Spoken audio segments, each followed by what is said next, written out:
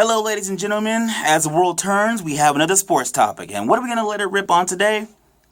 IK Enemkpali getting picked up by the Buffalo Bills less than 48 hours after his release from the Jets. But before we get into that, let's talk about fighting in the NFL, specifically during NFL training camps. Because I feel like the media coverage has painted an unrealistic view of fighting.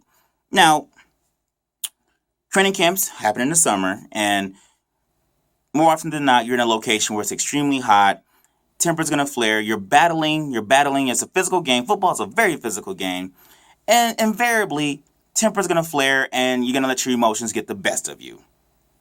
It happens. It happened with Dez Bryant, Cam Newton.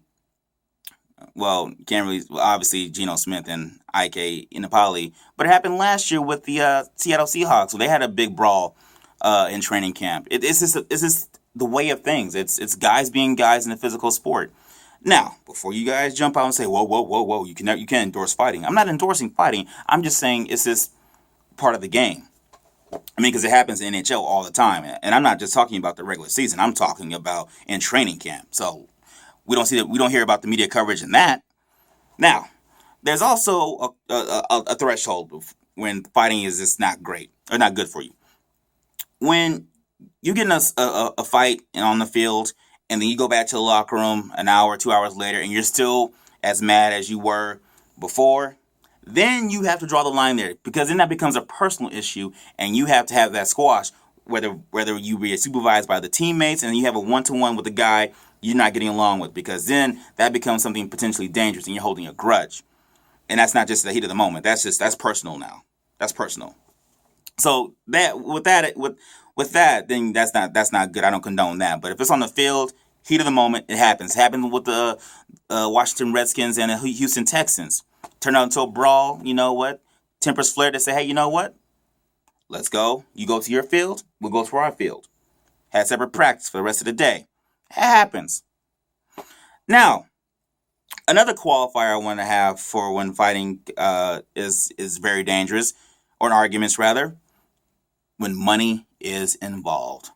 Oh my God.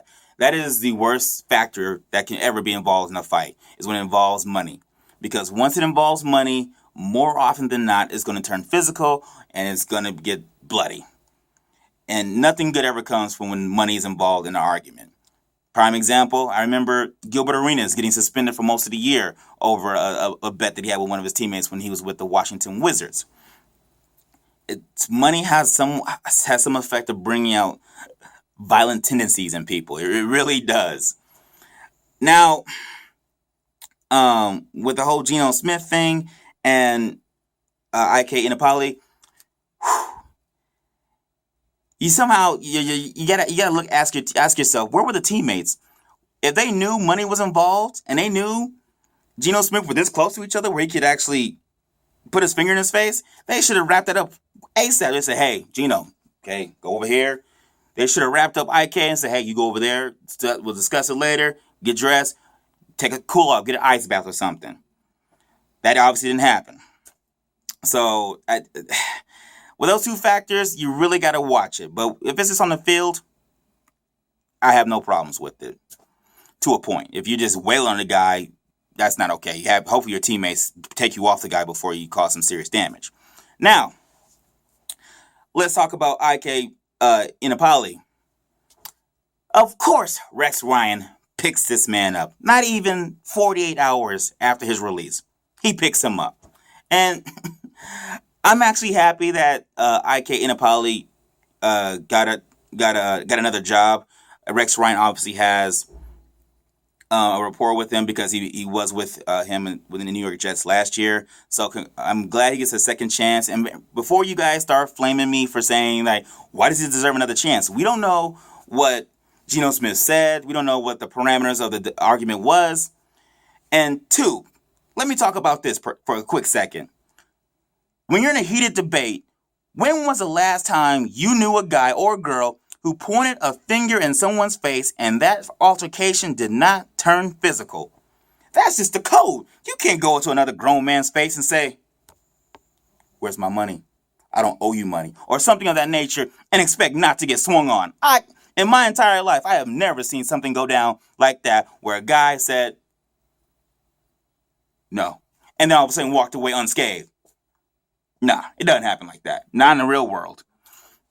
So that's why I want to give congratulations to IK, and hopefully he turns it around and makes a roster with the Buffalo Bills.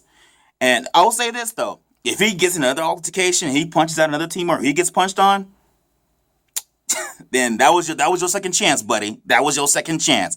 But hopefully, both sides of the party, and when I say both sides, I mean Geno Smith and IK Enemkpali can have a great season this year.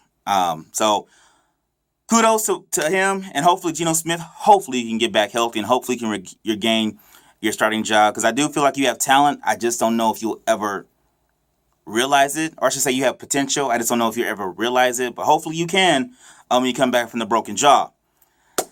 Thank you guys for watching. Please feel free to leave comments and or suggestions. Tell me, what are your thoughts on fighting? Am I a little too liberal with that? Do you think fighting just should be outlawed, blah, blah, blah? Or how do you feel about IK Enemkpali getting picked up by the Buffalo Bills less than 48 hours? And please, don't forget to subscribe to my YouTube channel, Let It Rip Sports Show. Thanks again for watching, guys.